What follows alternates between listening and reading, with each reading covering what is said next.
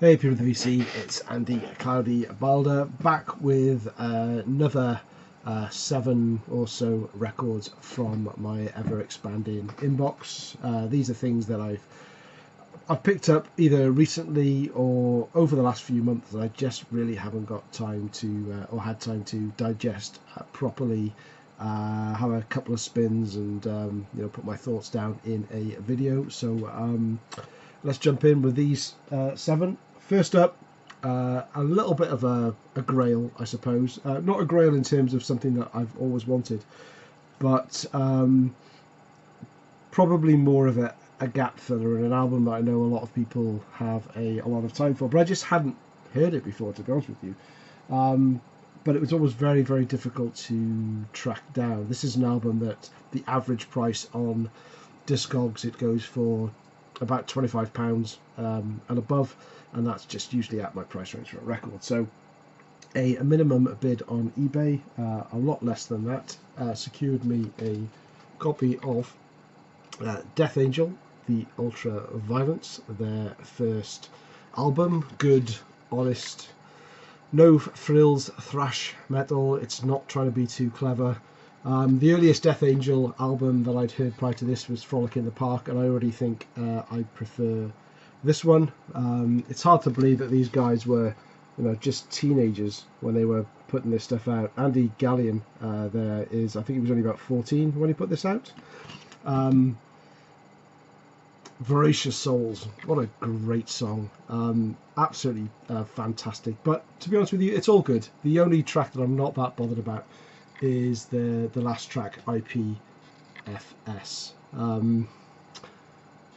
The Ultraviolence, the title track, that's pretty catchy as well. It's an instrumental, but it kind of does go on a little bit too long, if you ask me. As I say, the condition is fantastic. The only blemish is there's a little scuff there that you can show it up quite well, and that's about it for the cover.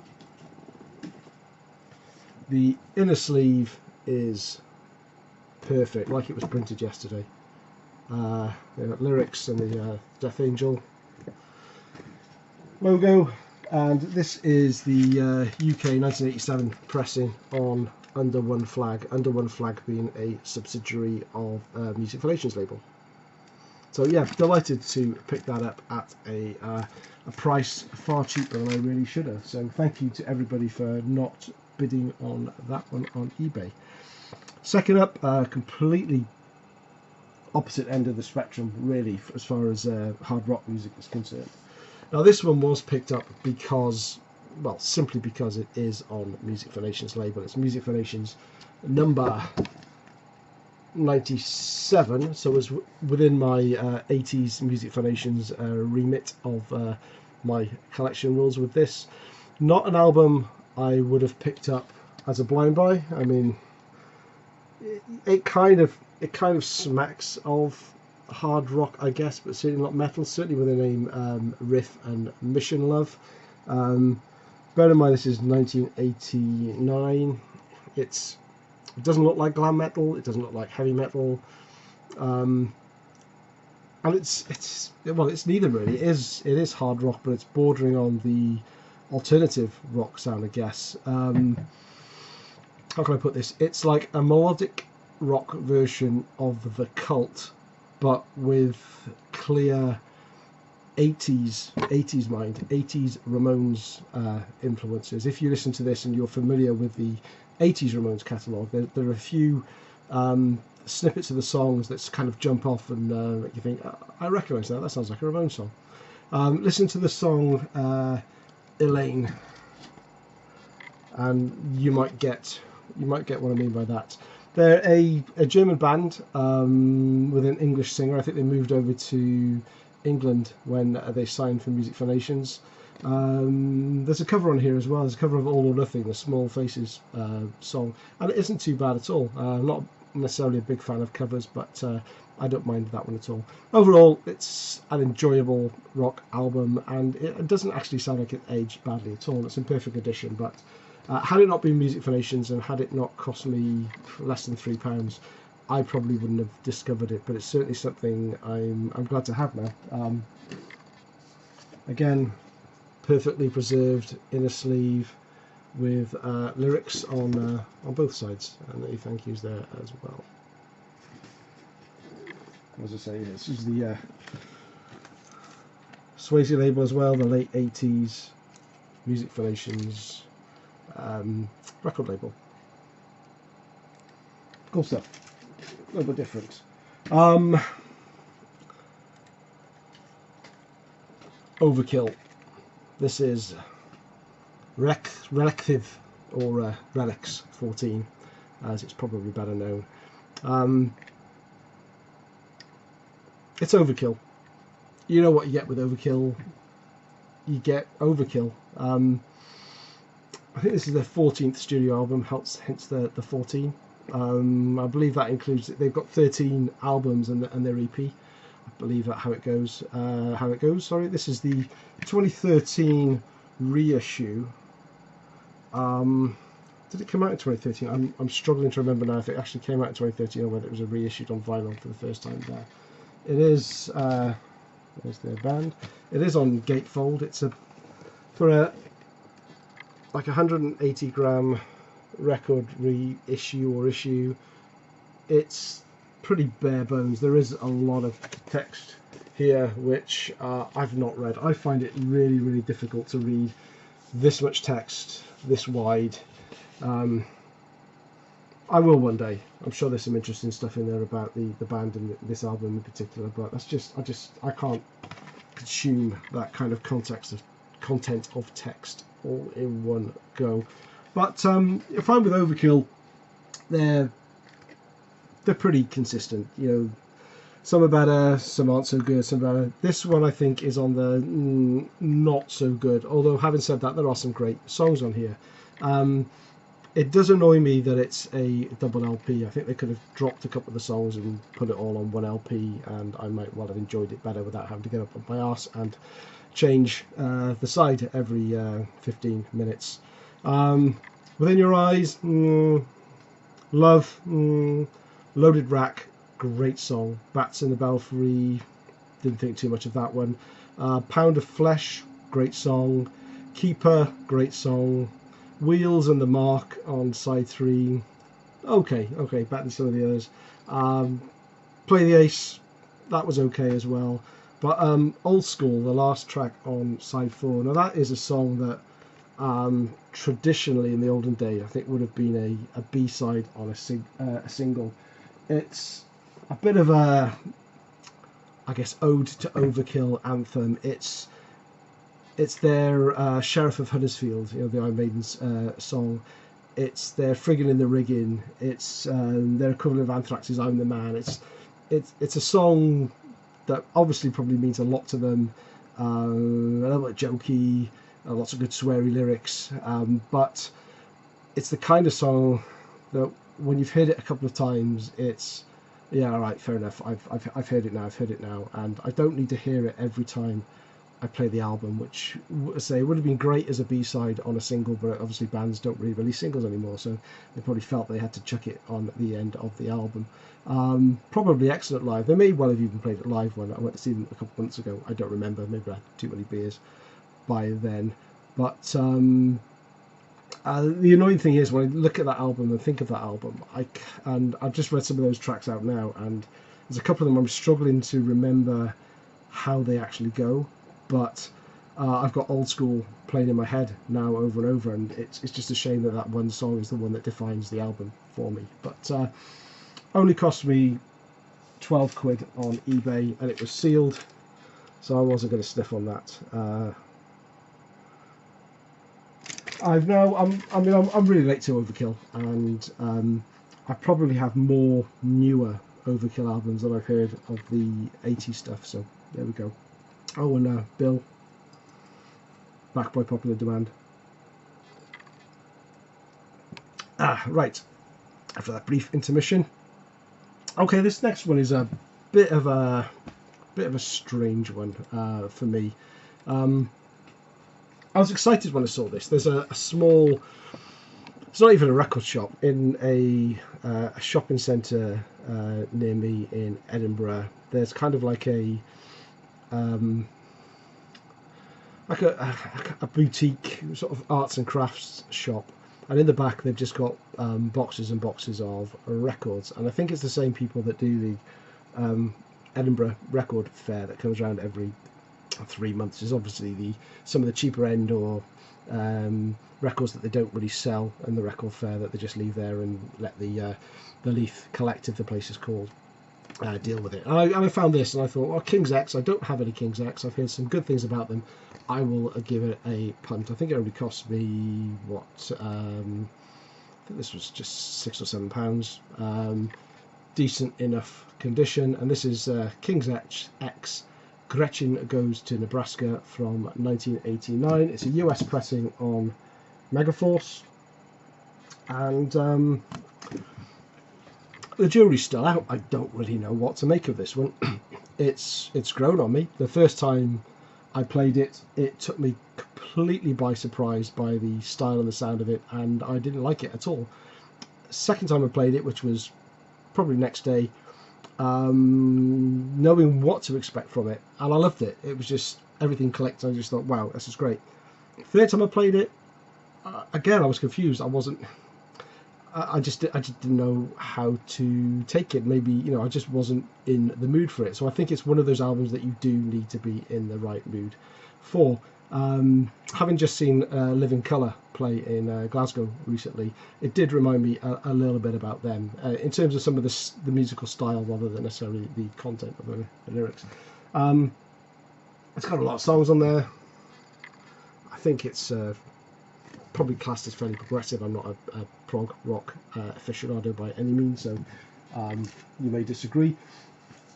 The inner sleeve does have a bit of a seam split, but it has this. I thought this was lyrics to start with, but this is one sentence. Whether it's supposed to be one sentence or not, I don't know, but there is literally no punctuation apart from the odd exclamation mark in there, and as per the Overkill, I've tried to read this a few times, but it's just too much text, and other than maybe getting a ruler and going to go in every line like a junior school pupil would, I'm struggling to read that and consume it. Similarly, the actual story, so Gretchen Goes to Nebraska is a concept album, I believe, and you're not going to see that. It's too small, but because it also, that's the story of Gretchen Goes to Nebraska. I've managed the first 5 or 6 lines on a couple of occasions now, and I just get lost in the amount of text, and it would be nice to read the whole story. Maybe I'll just have to look online and get the abridged version if they've got it. But again, way too much text. Probably a great story. Who knows? I don't know if I'll ever have the time or patience to read it. This is not an album I will play a lot, but I'm keeping it because I will play it again. There we go, the Megaforce. It's always a surprise when I see this because obviously I'm not used to, don't see a lot of US Megaforce pressings out in the world over here, so it's always a little bit of a bonus when I find one and get one. So that was King's X Gretchen Goes to Nebraska. Now I'm all over the place with the styles of music here. Next up we have a slab of rabid, horrible speed metal, and I mean that in the nicest possible way. This is a killer EP. Don't adjust your sets. This is a 10-inch, so it does look a bit smaller. Not suddenly zoomed out all of a sudden. This is a 2018 release. I've shown this before. I've got this on CD. I've also sent this CD out on as VCLT as well because I love it and it's worth sharing. But when they released it on Alone Records, limited supply of 250, I had to grab it. Now, Vuel or Vuel, or I'm not sure how you pronounce it, I believe is a Dutch. It's a Dutch word and it means dirty or filthy, and it's a great description for the style of speed metal that these guys play. Although the band name may be Dutch, these are actually a Scottish band. So 6 tracks, only 17 minutes long. Chain Fist is by far my favourite. They're just a 2-piece. I think the bass, guitarist and vocals, and then the drummer must be a session guy, and there's a little motorbiker at the end there. So absolutely quality sort of dark speed metal band. Highly recommend them. It came with a lyric sheet and a picture of the band as well. I'm surprised I've not seen these guys up for tour much in the local area. I would love to see them, so I hope to get to see them do that at some point. And there's the label for you nerds out there, just like me. Thoroughly recommend that EP. Next up, one that needs a little introduction, but one that I have been on the hunt for a really decent copy for a long time. That's, of course, Iron Maiden's second album, Killers. I've had to make do in my collection with a 1985 Fame repress for a good number of years now. I thought I got a bargain a few years ago when I started actually, let's say, collecting records rather than just music, and thought I knew everything but realised I knew nothing. But I bought a copy of Killers and then discovered Discogs and found out it was actually a 1985 copy. I was a bit gutted. I didn't overpay for a 1985 copy, but I thought I got a fantastic bargain for an 81. But this is an 81 copy, and again it was a minimum bid on eBay, and I don't mind telling you I paid £19.99 for this, which is a phenomenal price for it in this condition. I've seen it going far higher than that when people start getting involved in the bidding, but for some reason no one bid on it. The description was a little vague, which probably put some people off, so it was a little bit of a gamble, as eBay always is. But as you see, the cover is pretty clean, not too many scuff marks on. Bearing in mind, you know, the age, it's gonna have some, and it has been played. But the vinyl as well is in excellent condition, and very little surface noise, and that is only between the tracks. So absolutely delighted to get an original 1981 UK pressing of that one. There's a couple of my, I usually go into some of the songs on these, but this is so well known. But Wrathchild and Murders in the Rue Morgue, and Purgatory are three of my all-time favourite Iron Maiden songs. Absolutely love that album. And last up we have, again, we're switching to a different style, but all within rock and metal. This one, I think they class themselves more as kind of folk metal. They're kind of Jethro Tull meets Wishbone Ash and Thin Lizzy with a smidge of Iron Maiden chucked in as well. It's Witch Hazel, and this is a picture disc. I was a little disappointed to get this on picture disc, but I thought it was going to be my only opportunity to get this album on vinyl. I missed the first pressing, which was either on, I think it was on black vinyl. By the time I'd found out about the band and got into them, that was gone. And then I had a notification, follow them on Bandcamp, and then they sent out an email basically saying there's like 2 or 3 copies left. So I grabbed one. And then, lo and behold, about 4 weeks later, they repressed on powder blue vinyl. And I would have much preferred to have a powder blue vinyl, because my biggest beef with picture discs, I mean, this sounds fine, sounds absolutely fantastic. It's a modern picture disc, so there's none of those worries about the quality there. But I just like having a proper cover. I like having the inner sleeve. I like taking the record in and out of it. I don't like having the track listing on the actual record itself, so I can't read it when it's spinning. Certainly when it's spinning that way around, no chance. But I just get dizzy trying to read the lyrics. So this is pretty much how they dress. That's not just for the benefit of the album art. As I say, they're kind of Robin Hood metal.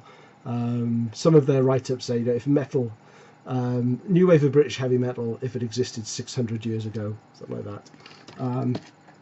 Freedom Battle, great opener. More Than Conquerors is a great song.